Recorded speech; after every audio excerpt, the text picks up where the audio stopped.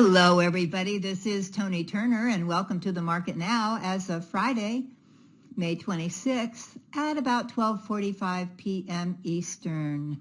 Well, Wall Street's main indexes are rising today on progress in negotiations on raising the U.S. debt ceiling, with investors shrugging off data pointing to a slightly hotter than expected inflation report.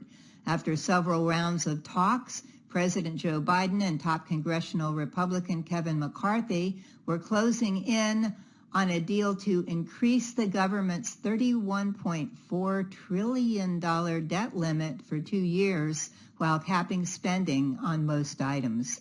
And on that somewhat cheerful note, let's go on to 3 charts that could give us some insight into the week to come.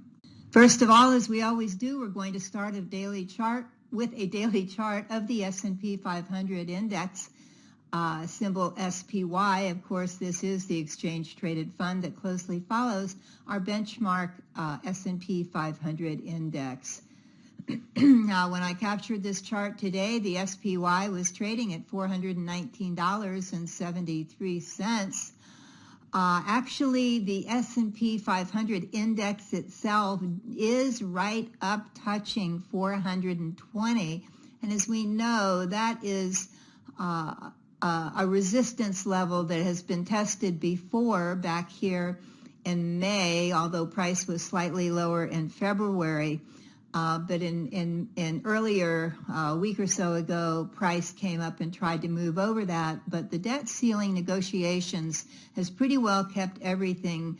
It pushed this back down. And as you can see, since March, we've basically been going sideways here as the market waits to see what's going to happen with these negotiations. So the question is, and all eyes are on this right here, this pattern here right now, the question is, can the SPY climb through and stay above the 420 zone, or even remain above the 415 level, which is right in here? That is what we need to do. Now, a lot of the big we'll look at the QQQ in a minute. A lot of the big tech stocks connected to AI have flown today. They've been up 20% and more. So we've got to see what happens with all that. But we'll look at that next with the QQQ. But of course, that has helped to push the SPY higher. Now, the debt ceiling, of course, has a deadline, the negotiations of June 1st. So we got to stay tuned all this weekend. Now, if the SPY does dip, it does have support down here, price support and moving average support at $413. That's the 20-day moving average at $413.35. Then we have more support here, down price support and indicator support at the 50-day moving average, down about 408, 409 right here. Then, of course, we can look a little lower down here at about 405. So there's quite a bit of support here should the SPI roll over. Of course, if the debt ceiling goes on and stretches past June 1st, then we need to be extremely, extremely careful with any investments that we have, especially in the stock market. Now, all these questions about all this are going to be confirmed in the coming week. Again, June 1st is the deadline. So one way or the other, this market's going to break out or break down. And as I mentioned in our last session, I'm looking for potential opportunities right now. But for the most part, I'm going to wait until the debt ceiling debate is concluded for sure before I jump into the market in a big way. Our next chart today is a daily chart of the QQQ, Invesco QQQ, symbol QQQ. Of course, this represents the top 100 non-financial companies by market capitalization because it follows the NASDAQ 100. So here you're looking at a beautiful chart. We've got companies in this like Amazon, Apple, NVIDIA, AMD, Meta, Netflix, the Broadcoms of the world. They're all, of course, in the NASDAQ 100 and in the QQQ. And you can see how this has taken off actually in the last few days. to rise, just break the barriers here and rise higher. When I captured this chart today, the QQQ is trading at $348.09. That's about 4% above this low from May 24th low, and that was coming in at 329.56. So we've gone up straight up from there. Now, once again, although this is tons of fun, we need to be careful. If we look down at the 14-day RSI, we know that a week or so ago, the RSI rose over the 70 line, and that means that price is overbought at that point. And we know that when that happens, that price usually pulls back. Whatever asset we're charting usually pulls back fairly quickly, maybe not real hard. In this case, it pulled back and rallied again, and we are overbought again with the RSI coming in at $74, not dollars, but at 74 here.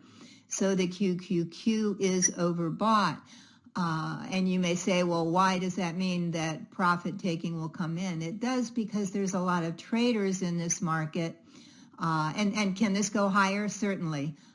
Can it roll over and come down a little bit? Probably, because people take profits. Short-term traders take profits.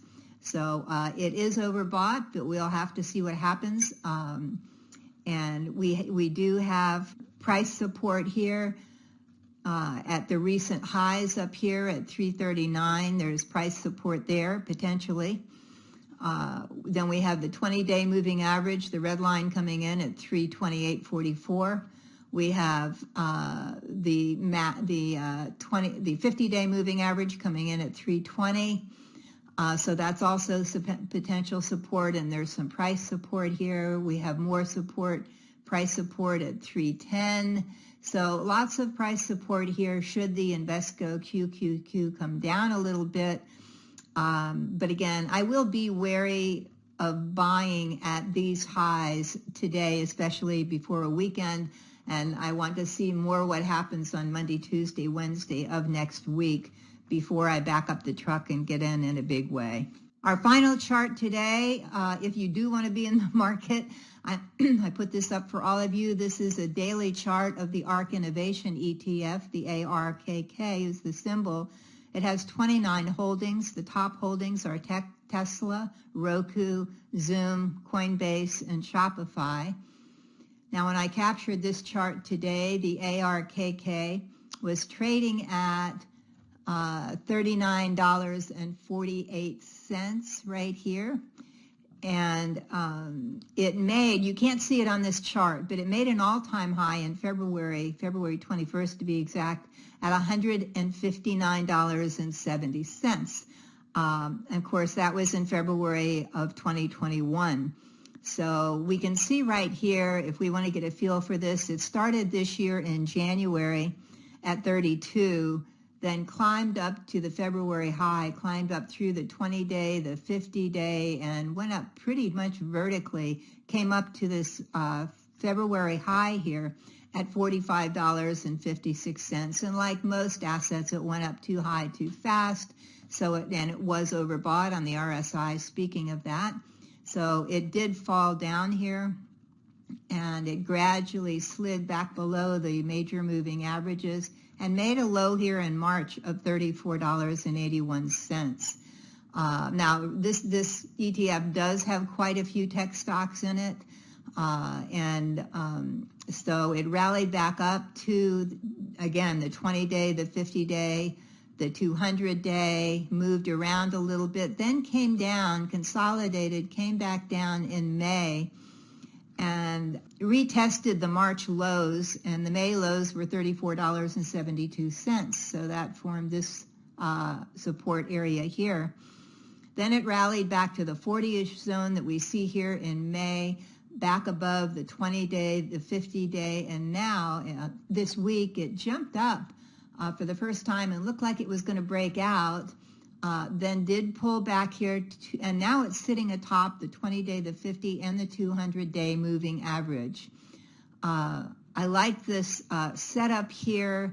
I'm not going to go all in again until I see what happens with the debt ceiling. However, I like the setup here if it holds So again, it rallied and is now trading at $39.48. If in the coming week the market behaves fairly well, and if the ARKK remains above the 20-day, the 50-day, and the 200-day moving averages, I may add a small position to my trading portfolio, and I'm going to have a relatively tight stop here at $37. Now, if and when the ARK rises up and over 43, see this higher high here, I will add to my position, and of course by then my stop will be a trailing stop. So you may want to keep an eye on the ARKK in the coming week. And now, if you'd like to become a more successful trader, this is the perfect time to check out my online training programs. You can choose from 10 different programs, like our popular flagship product, 7 Steps to Successful Trading.